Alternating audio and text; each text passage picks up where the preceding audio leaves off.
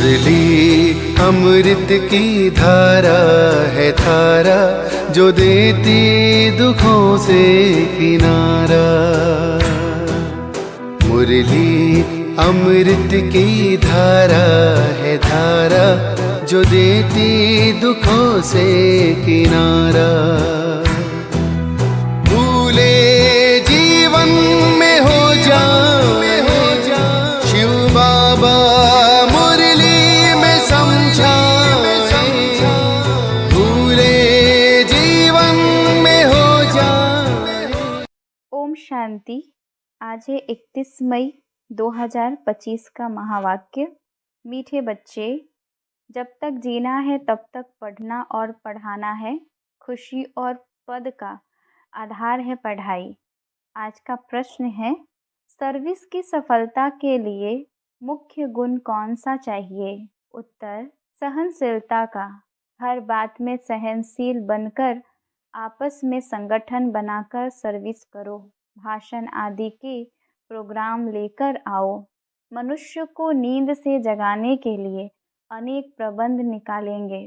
जो तकदीरवान बनने वाले हैं वह पढ़ाई भी रुचि से पढ़ेंगे। गीत है, हमें उन राहों पर चलना है। ओम शांति। क्या विचार करके यहाँ मधुबन में तुम बच्चे आते हो? क्या पढ़ाई पढ़ने आते हो? किसके पास? बाप दादा के पास? यह है नई बात। कब ऐसा भी सुना कि बाप दादा के पास पढ़ने जाते हैं? सो भी बाप दादा दोनों इकट्ठे हैं। वंडर है ना, तुम वंडरफुल बाप की संतान हो। तुम बच्चे भी ना रचता ना रचना के आदि मध्य अंत को जानते थे। अभी उस रचना और रचना को तुमने नंबरवार पुरुषार्थ अनुसार जाना है। जितना जाना है और जितना जिसको समझते हो उतनी खुशी और भविष्य का पद होगा। मूल्य बात है, अभी हम रचता और रचना के आदि मध्य अंत को जानते हैं। सिर्फ हम ब्राह्मण ब्राह्मणियाँ ही जानते हैं। जब तक जीना है अपने को निश्चय करना है कि हम बीके हैं और श्री बाबा से वर्षा ले रहे हैं। सारे विश्व का पूरी रीति पढ़ते हैं, वह कम पढ़ते हैं। वह बात अलग है, फिर भी जानते तो है ना हम उनके बच्चे हैं। फिर प्रश्न उठता है पढ़ने अथवा ना पढ़ने का। उस अनुसार ही पद मिलेगा। गोद में आया निश्चय तो होगा, हम रजाई के हकदार बने। फिर पढ़ाई में भी रात दिन का फर्क पड़ जाता है। कोई तो अच्छी रीति पढ़ते और पढ़ाते हैं और कुछ सूझता ही नहीं है। बस पढ़ना और पढ़ाना है, यह अंत तक चलना है। स्टूडेंट लाइफ में कोई अंत तक पढ़ाई नहीं चलती। समय होता है, तुमको तो जब तक जीना है पढ़ना और पढ़ाना है। अपने से पूछना है, कितने को बाप रचयिता का परिचय देते हैं? मनुष्य तो मनुष्य ही है, देखने में कोई फर्क नहीं पड़ता, शरीर में फर्क नहीं। यह अंदर बुद्धि में पढ़ाई गूंजती रहती है। जितना जो पढ़ेगा उतनी उनको खुशी भी रहेगी। अंदर में यह रहता है कि हम नए विश्व का मालिक बनूंगा। अभी हम स्वर्ग द्वार जाते हैं। अपने दिल से सदैव पूछते रहो, हमारे में कितना फर्क है। बाप ने हमको अपना बनाया है, हम क्या से क्या बनते हैं। पढ़ाई पर ही मदार है। पढ़ाई से मनुष्य कितना उच्च बनते हैं। वह तो सब अल्पकाल क्षण भंगुर के मर्तबे हैं, उनमें कुछ भी रखा नहीं है। जैसे कि कोई काम है ही नहीं, लक्षण कुछ भी नहीं थे। अब इस पढ़ाई से कितना उच्च बनते हैं। सारा अटेंशन पढ़ाई पर देना है। जिसकी तकदीर में है उनकी दिल पढ़ाई में लगती है। औरों को भी पढ़ाई के लिए भिन्न भिन्न रीति पुरुषार्थ कराते रहते हैं। दिल होती है उनको पढ़ाकर वैकुंठ का मालिक बनाए। मनुष्य को नींद से जगाने के लिए कितना माथा मारते रहते हैं और मारते रहेंगे। यह प्रदर्शनी आदि तो कुछ नहीं, आगे चलकर और प्रबंध निकलेंगे समझाने के लिए। अभी बाप पावन बना रहे हैं तो बाप की शिक्षा पर अटेंशन देना चाहिए। हर बात में सहनशील भी होना चाहिए। आपस में मिलकर संगठन कर भाषणों आदि के प्रोग्राम रखने चाहिए। एक अल्प पर भी हम बहुत अच्छा समझा सकते हैं। ऊंचे ते ऊंच भगवान कौन? एक अल्प पर तुम 2 घंटा भाषण कर सकते हो। यह भी तुम जानते हो, अल्प को याद करने से खुशी रहती है। अगर बच्चों का याद की यात्रा में अटेंशन कम है, अल्प को याद नहीं करते हैं, तो नुकसान जरूर होता है। सारा मदार याद पर है। याद करने से एकदम हेवन में चले जाते हैं। याद भूलने से ही गिर पड़ते हैं। इन बातों को और कोई समझ ना सके। शिव बाबा को तो जानते ही नहीं। भल कितना भी कोई भवके से पूजा करते हो, याद करते हो, फिर भी समझते नहीं। तुमको बाप से बहुत बड़ी जागीर मिलती है। भक्ति मार्ग में कृष्ण का दीदार करने के लिए कितना माथा मारते हैं। अच्छा दर्शन हुआ, फिर क्या फायदा? तो कुछ भी हुआ नहीं। दुनिया देखो किन बातों पर चल रही है। तुम जैसे कि गन्ने का रस शुगर पीते हो, बाकी सब मनुष्य छिलका चूसते हैं। तुम अभी शुगर पीकर पूरा पेट भर आधा कल्प सुख पाते हो, बाकी सब भक्ति मार्ग के छिलके चूसते नीचे उतरते आते हैं। अब बाप कितना प्यार से पुरुषार्थ कराते हैं, परंतु तकदीर में नहीं है तो अटेंशन नहीं देते। ना खुद अटेंशन देते हैं, ना औरों को देने देते हैं। ना खुद अमृत पीते हैं, ना पीने देते हैं। बहुतों की एक्टिविटी चलती है, अगर पूरी रीति पढ़ते नहीं, रहम दिल नहीं बनते, किसका कल्याण नहीं करते, तो वह क्या पद पाएंगे? पढ़ने और पढ़ाने वाले कितना उच्च पद पाते हैं। पढ़ते नहीं हैं तो क्या पद होगा? वह भी आगे चल रिजल्ट का पता पड़ जाएगा, फिर समझेंगे। बरोबर बाबा हमको कितना वार्निंग देते थे, यहाँ बैठे हो बुद्धि में रहना चाहिए। हम बेहद के बाप पास बैठे हैं, वह हमको ऊपर से आकर इस शरीर द्वारा पढ़ाते हैं। कल्प पहले मुआफिक, अब हम फिर से बाप के सामने बैठे हैं। उनके साथ ही हमको चलना है, छोड़कर नहीं जाना है। वह हमको ऊपर से आकर इस शरीर द्वारा पढ़ाते हैं। कल्प पहले मुआफिक, अब हम फिर से बाप के सामने बैठे हैं। उनके साथ ही हमको चलना है, छोड़कर नहीं जाना है। बाप हमको साथ ले जाएंगे। यह पुरानी दुनिया विनाश हो जाएगी। यह बातें और कोई नहीं जानते, आगे चलकर जानेंगे। बरोबर पुरानी दुनिया खत्म होनी है, मिल तो कुछ भी नहीं सकेगा। यह बातें और कोई नहीं जानते, टू लेट हो जाएंगे। हिसाब किताब चुकतू कर सबको वापस जाना है। यह भी जो सेंसिबल बच्चे हैं वही जानते हैं। बच्चे वह जो सर्विस पर उपस्थित हैं, माँ बाप को फॉलो करते हैं। जैसे बाप रूहानी सेवा करते हैं, वैसे तुमको करनी है। कई बच्चे हैं जिनको यह धुन लगी रहती है, जिनकी बाबा महिमा करते हैं, उन जैसा बनना है। टीचर्स मिलती तो सबको है, यहाँ भी सब आते हैं। यहाँ तो बड़ा टीचर्स बैठा है, बाप को याद ही नहीं करते तो सुधरेंगे कैसे? नॉलेज तो बहुत सहज है, 84 जन्मों का चक्र है, कितना सहज, परंतु कितना माथा मारना पड़ता है। बाप कितनी सहज बात समझाते हैं। बाप को और 84 के चक्र को याद करो तो बेड़ा पार हो जाएगा। यह मैसेज सबको देना है। अपनी दिल से पूछो कहाँ तक मैसेंजर बना हो। जितना बहुतों को जगाएंगे उतना इनाम मिलेगा। अगर जगाता नहीं हूँ तो जरूर कहाँ सोया हुआ हूँ, फिर मुझे इतना उच्च पद तो मिलेगा नहीं। बाबा रोज रोज कहते हैं, शाम को अपना सारे दिन का पोता मेल निकालो, सर्विस पर भी रहना है। मूल्य बात है बाप का परिचय देना। बाप ने ही भारत को स्वर्ग बनाया था, अभी नर्क है फिर स्वर्ग होगा। चक्र तो फिरता है, तमो प्रधान से सतो प्रधान बनना है। बाप को याद करो तो विकार निकल जाएंगे। सतयुग में बहुत थोड़े होते हैं, फिर रावण राज्य में कितनी वृद्धि होती है। सतयुग में 9 लाख, फिर धीरे धीरे वृद्धि को पाएंगे।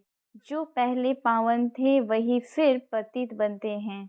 सतयुग में देवताओं का पवित्र प्रवृत्ति मार्ग था, वही फिर अपवित्र प्रवृत्ति वाले बन पड़े हैं। ड्रामा अनुसार यह चक्र फिरता ही है। अब फिर तुम पवित्र प्रवृत्ति मार्ग के बन रहे हो। बाप ही आकर पवित्र बनाते हैं, कहते हैं मुझे याद करो तो विकर्म विनाश होंगे। तुम आधा कल्प पवित्र थे, फिर रावण राज्य में तुम पतित बने हो। यह भी तुम अभी समझते हो। हम भी बिल्कुल वर्थ नॉट ए पेनी थे। अभी कितनी नॉलेज मिली है जिससे हम क्या से क्या बनते हैं। बाकी जो भी इतने धर्म हैं यह खत्म हो जाने हैं। सब मरेंगे, ऐसे जैसे जानवर मरते हैं। जैसे बर्फ पड़ती है तो कितने जानवर, पक्षी आदि मर जाते हैं।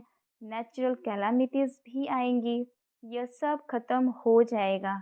यह सब मरे पड़े हैं। इन आँखों से जो कुछ देखते हो वह फिर नहीं होगा। नई दुनिया में बिल्कुल ही थोड़े रहेंगे। यह ज्ञान तुम्हारी बुद्धि में है। ज्ञान का सागर बाप ही तुमको ज्ञान का वर्षा दे रहे हैं। तुम जानते हो सारी दुनिया में किचरा ही किचरा है। हम भी किचरे में मैले पड़े थे।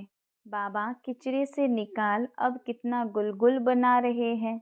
हम यह शरीर छोड़ेंगे, आत्मा पवित्र हो जाएगी। बाप सबको एक रस पढ़ाई पढ़ाते हैं, परंतु कईयों की बुद्धि बिल्कुल ही जड़ है, कुछ भी समझ नहीं सकते। यह भी ड्रामा में नुथा है।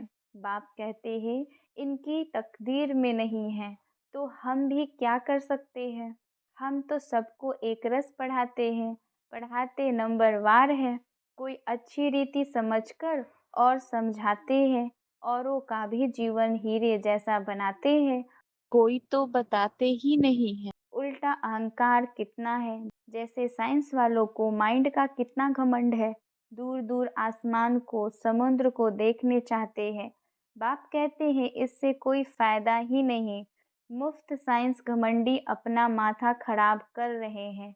बड़ी बड़ी पगार उन्हों को मिलती है, सब वेस्ट करते रहते हैं। ऐसे नहीं कि सोनी द्वारिका कोई नीचे से निकल आएगी। यह तो ड्रामा का चक्र है जो फिरता रहता है। फिर हम समय पर अपने महल जाकर बनाएंगे नई दुनिया में। कोई आश्चर्य खाते हैं, क्या ऐसे ही मकान फिर बनेंगे? जरूर, बाप दिखाते हैं तुम फिर ऐसे सोने के महल बनाएंगे। वहाँ तो सोना बहुत रहता है। अभी तक भी कोई कोई तरफ सोने की पहाड़ियाँ बहुत है, परंतु सोना निकाल नहीं सकते। नई दुनिया में सोने की अथाह खानियाँ थी, वह खत्म हो गई। अभी हीरे का दाम भी देखो कितना है। आज कितना दाम, कल पत्थरों मिसल हो जाएगा। बाप तुम बच्चों को बड़ी वंडरफुल बातें सुनाते हैं और साक्षात्कार भी कराते हैं। तुम बच्चों को अब बुद्धि में यही रहना है। हम आत्माओं को अपना घर छोड़े 5000 वर्ष हुए हैं, जिसको मुक्ति धाम कहते हैं।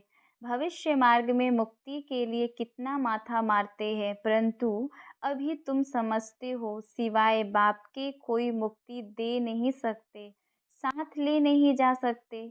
अभी तुम बच्चों की बुद्धि में नई दुनिया है, जानते हो यह चक्र फिरता है। तुमको और कोई बातों में जाना नहीं है, सिर्फ बाप को याद करना है।